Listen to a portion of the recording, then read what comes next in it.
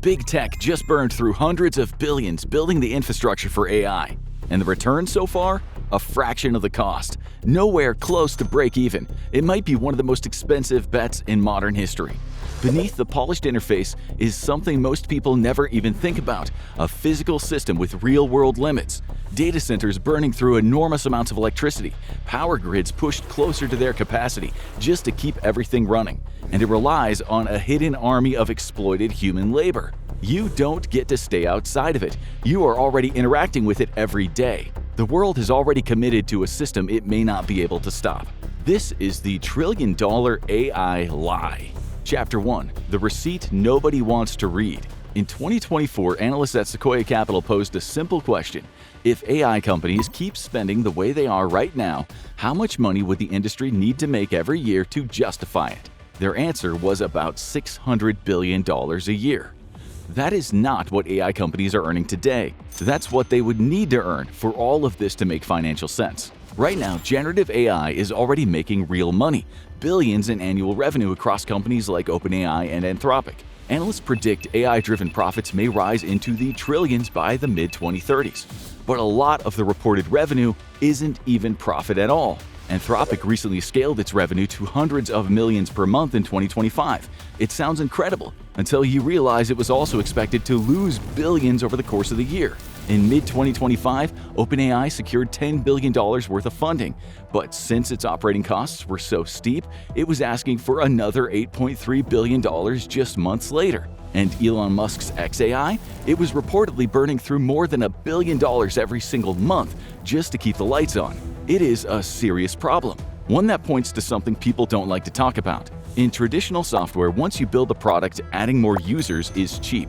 That's why companies like Microsoft and Adobe can become insanely profitable. The cost of serving the next customer is basically nothing. AI? It doesn't work like that. Every time you ask it a question, it costs money. Real money. The answer comes from a delicate interplay of computational power, electricity, and infrastructure, which means scaling doesn't automatically make things more efficient. In some cases, it does the opposite.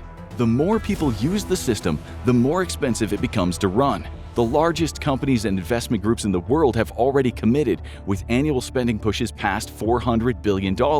AI growth speculation has become a core engine of the S&P 500. It becomes even sketchier when you realize that the broader market built up of retirement accounts, index funds, and otherwise safe investments are all now deeply exposed to the whims of a technology that hasn't even proven it can pay for itself at scale. If the economics of generative AI's future are so uncertain, why does every corporate CEO in the tech world seem so hell-bent on staking everything on its future? According to a recent survey, roughly 90% of CEOs say AI will fundamentally change their companies by 2028. It's a huge number. But when you look at the actual financial data, the reality is brutal. Only 25% of AI initiatives are actually delivering their expected ROI. 9 out of 10 executives believe the technology is essential, but only about 1 in 4 can explain how it actually makes money. What once felt like a strategy now seems like corporate peer pressure. And you see it playing out in real time. Each company tries to outdo the next, rushing out AI initiatives, talking about AI-first strategies, buying up massive quantities of GPUs because not buying them looks worse. If this amounts to the corporate version of a gold rush, nobody wants to be the one who showed up without the shovel. And that's where we're at right now. Infrastructure is being built up at full speed. The spending is already committed and seed money raised, but the returns are barely keeping pace. Chapter 2: Success that makes you poorer. Over the past few years, a quiet industry has emerged to support AI systems. Things like data labeling, content moderation, and output verification have all grown as the core tasks that make models usable in the real world. They're basically the difference between a raw system that produces chaotic, inappropriate outputs and one that can answer questions without embarrassing the company that built it. All of that work happens outside of the model itself. In offices and call center-style environments in places like Kenya, the Philippines, and India, thousands of workers spend their days correcting the mistakes that AI systems still make constantly. In some documented cases, they're paid just a few dollars an hour to filter out violent or explicit content. According to one report, content moderators in second and third world countries navigate a combination of psychological trauma, poverty wages, and the suppression of union organizing conditions considered intolerable under Western labor laws. It sounds less like a futuristic breakthrough and more like something out of the 19th century. And that's because in some ways it is. The marketing language around AI suggests autonomy, machines that can think, learn, and act, replacing human effort altogether. The reality is closer to something older and more familiar. It's a layered system where the most visible tip of the iceberg is clean and efficient, and the least visible part, the system's inner core, is messy, labor-intensive, and easy to ignore. That doesn't mean the technology is fake, but at second glance, the word artificial is doing an awful lot of heavy lifting.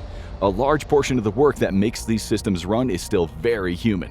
That human system doesn't disappear as the system scales. If anything, it just becomes more important. When the system relies on both massive compute infrastructure and ongoing human input, then the cost structure starts to look very different than the one most people imagine. Rather than a clean, self-improving machine, you get something closer to a hybrid, part automated, part manual support, both constantly maintained. At the beginning of the AI boom, researchers found out that a huge percentage of companies calling themselves AI startups weren't actually using any meaningful AI in their core products. In some cases, it was as high as 40%. That didn't necessarily mean fraud, but it did hint at something even more important. From the very beginning, AI became a signal, a way to attract funding, justify higher valuations, and position themselves in a market where everyone was suddenly supposed to have an AI story. By 2024, roughly 78% of all companies reported using AI in some form. Just a year later, 61% of all global venture capital was flowing into AI-related businesses. You might expect that after all this adoption, all this investment, we would be seeing clear, consistent returns. Instead, the gains are highly concentrated, with about 75% of the financial benefits reaped by just 20% of the companies. As it turns out, the majority of companies talking about AI aren't actually making that much money from it. They're experimenting, deploying features, and integrating tools, but not transforming their business like everyone thought. In the early days, companies claimed AI without really using it. Today, companies are using it, but they don't know how to make any money off it. And that is a much bigger problem, because now the stakes are higher, the expectations are enormous, and the gap between what's actually happening and what was promised is getting harder to ignore. Chapter 3: The Energy Wall.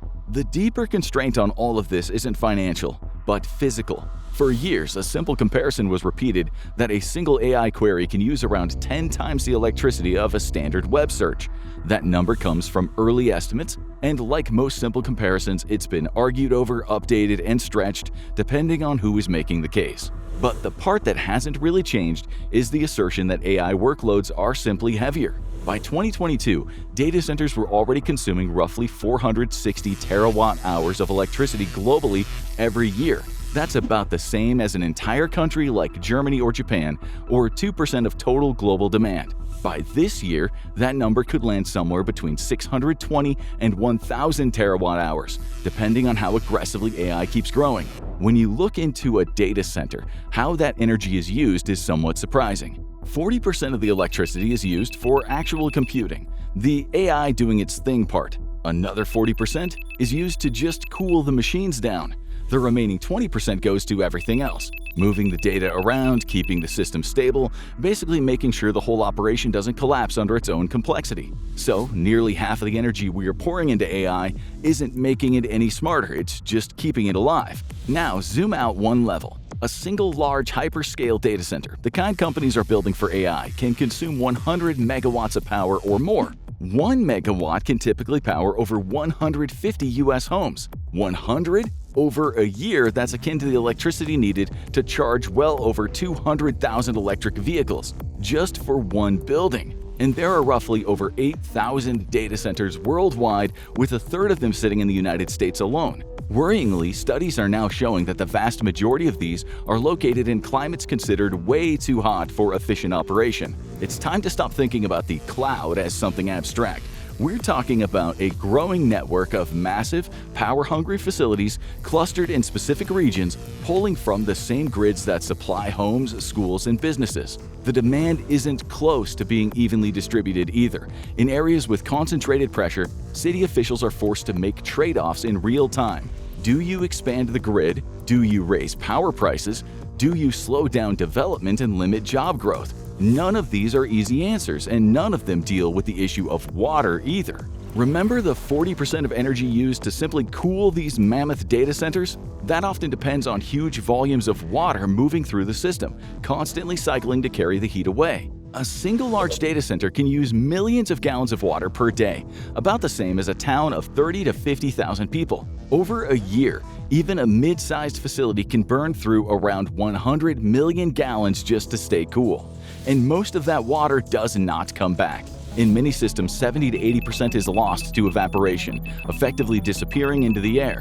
Meanwhile, roughly 75 to 90% of data centers rely on water-based cooling, often pulling from the same rivers and municipal supplies that serve local communities. In at least one Oregon town, a single company's data center consumed over 25% of the city's water supply. The same system that promises infinite scale is drawing from very finite supplies. Power grids that expand overnight and water systems are already under pressure. The more the system grows, the more it pulls, and right now it's not obvious where the ceiling is. And while all of that strain is building in the physical world, something else is happening inside of companies. Because while AI is pulling more from the outside, it's also quietly pulling something from the inside: their data. Chapter 4: Security Self-Sabotage.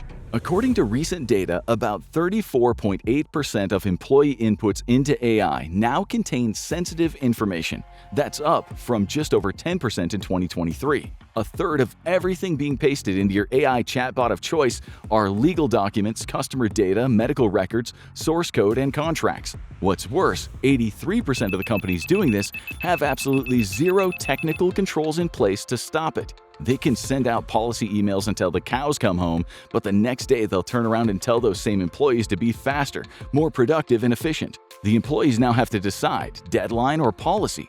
They pick the deadline every time. The scale of this security self-own is starting to look like a slow-motion disaster. Over 225,000 ChatGPT credentials have already been found for sale on dark web marketplaces, often harvested from compromised machines or reused passwords.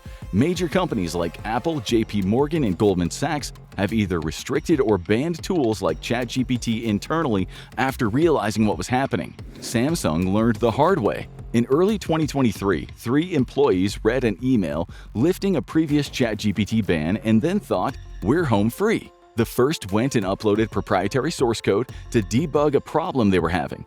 Another copied notes from an internal company meeting into their chat feed, while a third used ChatGPT to identify defective equipment in a semiconductor line. Pretty soon, the ban was back. An internal survey quickly showed that 65% of Samsung employees thought AI tools were a security risk. The most unsettling part of all this is what most people misunderstand about the core disconnect between user privacy and the way AI systems are designed to work. AI models are trained on massive datasets. On consumer plans like OpenAI's free and plus version, consumers allow the company to use their conversations to train future models by default. Sure, you can opt out by navigating a maze of settings, but most users aren't even aware the toggle exists. Until you do, every document, every contract snippet, every client detail you type becomes potential training material, warns one report. Once trade secrets are used in training or processing an AI model, the damage can be effectively permanent. You can't just delete it. It's like trying to unmix paint. That's what makes this far more sinister than a traditional data breach. Those are rare, visible, and fixable for the most part. Compromising user security is normal for AI companies. HIPAA non-compliance is built into the workflow.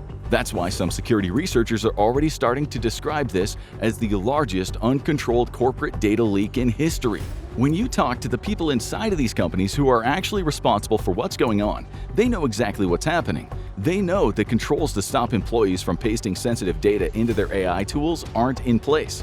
They know the risk, but they also know there isn't an easy fix. You can't just spin up a secure in-house version overnight. That takes millions of dollars of hardware, specialized teams, and time most companies don't have. In the meantime, the pressure to move faster doesn't go away. People will still smirk at their company's enterprise version of Copilot, which only allows them to polish emails and go to Google searches. They'll sneakily use their consumer version of ChatGPT, and their older executive bosses won't care for the most part. They'll still see AI models as glorified search engines. If there's one thing people should have realized years ago, it was never to trust Silicon Valley bros with your intellectual property. Today, everyone is riding that productivity wave and hoping it doesn't come back to bite them.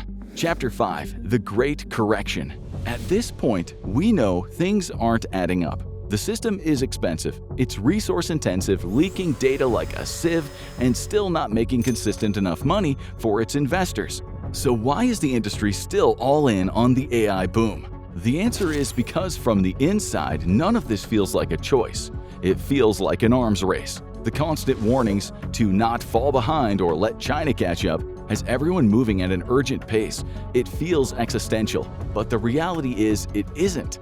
The real bottleneck of today's so-called AI arms race is semiconductors or chips, and the companies selling those chips, especially NVIDIA and AMD, are making out just fine. The global semiconductor industry has been going gangbusters for years now. In 2026, the industry is expected to earn almost $1 trillion in annual sales, an all-time high. Analysts are predicting annual sales of $2 trillion by 2036. According to the CEO of Taiwan Semiconductor Manufacturing Company, or TSMC, the single most important chip manufacturer in the world, demand for advanced AI chips is currently running at 3 times the global supply. Every major tech company is trying to lock in as much capacity as possible years in advance. New factories in Arizona and Japan won't meaningfully ease the market pressure until 2027 or later. Let's be clear. Chip manufacturers want companies to believe there is not enough compute, that there will never be enough compute. If you don't buy everything right now, you'll inevitably fall behind in this computational arms race. That message doesn't need to be true to be powerful. It just needs to be repeated often enough. And it is repeated on annual earnings calls, at conferences, even in front of Congress. This is how you end up with firms ordering billions of dollars of GPUs years in advance, locking in the supply that they might not even be able to fully use yet. That's how you get a market where demand is running far in excess of supply. And while chip companies end up delirious with cash-filled pockets, consumers are left footing the bill. For months now, the AI arms race has bled over into a full-blown shortage of specialized memory those chips need to function. People call it RAM-mageddon. The result is a squeeze on everything consumers need. Laptops, phones, even appliances cost more. And somewhere out there, an ordinary guy just trying to build a new gaming PC is wondering how a couple of sticks of DDR4 suddenly cost more than his graphics card. Today, AI systems are built on 2 assumptions. First, that AI demand will keep growing fast enough to absorb all the infrastructure it requires. And second, that productivity gains will arrive quickly enough to justify the cost. If either of those assumptions slip, the whole promise of an AI boom starts to wobble. We've seen this before in the late 1990s. Companies built out massive internet infrastructure with fiber servers and networks filling entire buildings on the assumption that demand would catch up. Eventually it did, but not before the market corrected. Hard. The Nasdaq lost around 76% of its value. Companies like Cisco, Intel, and Oracle saw stock prices tank overnight. Other companies like eBay and Amazon barely managed to survive. It took the Nasdaq index 15 years to reclaim its previous high. The internet boom wasn't fake, but the timeline for dramatic overvaluation and hype was.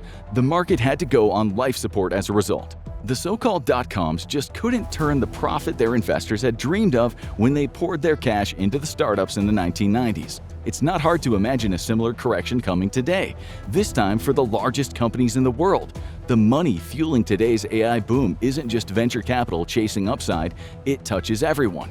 When those cycles turn, the people making the decisions rarely take the hit. Executives will still get paid, and early investors find their exit. The losses spread outward.